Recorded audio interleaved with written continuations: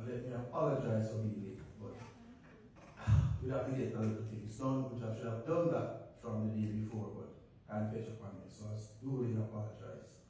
Let me give you a little about Tancour. Tancour is a union that is registered in Jamaica under the Trade Union Act. It was registered for a particular purpose to protect the indigenousness of the Jamaican people. What it is, a lot of Jamaicans are indigenous, but they are not aware of that. Because there is a genocide taking place in Jamaican people to hide the indigenous people and their indigenousness. So you can say, I am an indigenous Jamaican. And there's nothing on record for you to identify yourself as such.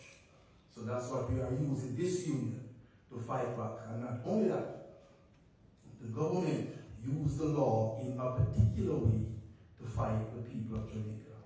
And we need to know how to utilize the law to fight back. Law is power, and we have to utilize the law in a particular way so we can empower ourselves as a particular people.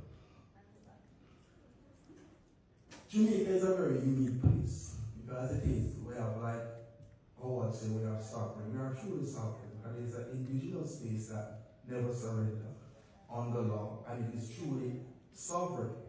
And if we don't identify with that geographical area, we will lose in that sovereign place that our ancestors fight vigorously to keep out of the hands of the British and let these people take it away by adverse possession. As it is now, we are fighting in the court, so the heritage structure of Jamaica don't get all of that piece of property because they won't be taking it by adverse possession because we are the indigenous and we are the landlord of this land, and that is a fact. The reason being united with the Unity Alliance, it is time for change. We need change. And yes, we need change. Dire need of change. And we have to be educational and teachers of the society. A lot of people have been doing it a particular way that they don't even know it is wrong. They have inherited a legacy of trickery and robbery, especially as politicians. And a lot of them go in politics and see the inherit of this trickery and robbery, and then exploit it, and then use it to their advantage. Based on the people are not educated about their laws and their indigenous rights, and especially international law, because Jamaica is a treaty to a lot of international law that Jamaica is violating. Police will stop you, do what they feel like they should not. You have a right to your property and life. No one's supposed to just take the property away without due process.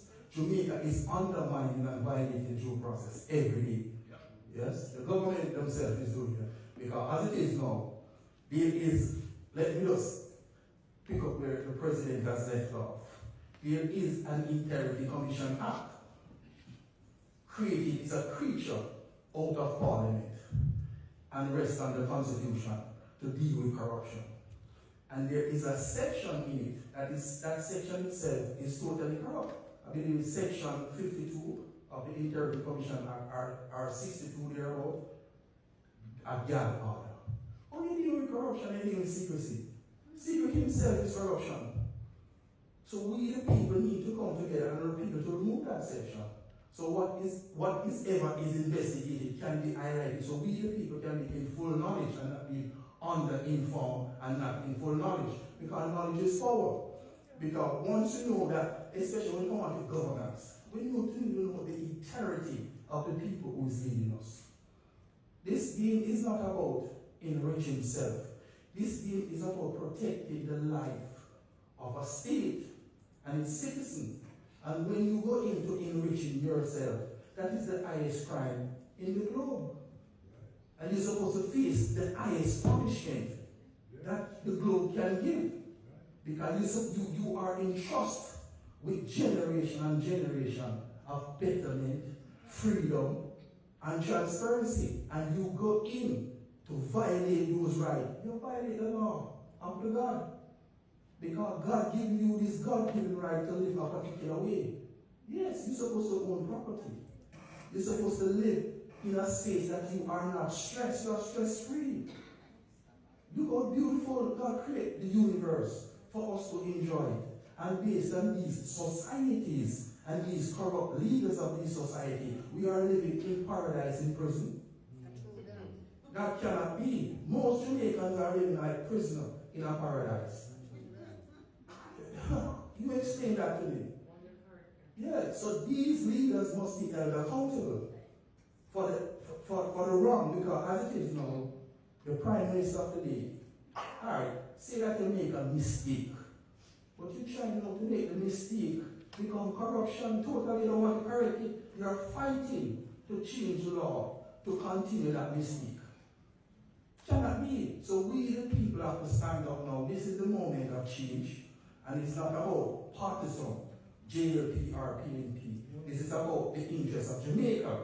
Because as it is, a lot of Jamaicans need to know that the purse and the assets of Jamaica always remain. We just need a good cashier to run the business. That's what we need. And as it is now, we are not having that as we speak. We're not having that as we speak. These cashiers that we entrust with the cash register, they are total pickpockets. They are pickpockets. And we need to hold them accountable for the robbery, the atrocity, and not only that, the mismanagement of the contract that come into the states of Jamaica. We need to review these contracts, and if these contracts turn out to be unjust, we need to hold the signees of these contracts accountable. If they cannot tell us why these contracts were signed and whose interests they were signed in, and what is the benefit of the people of Jamaica within these contracts.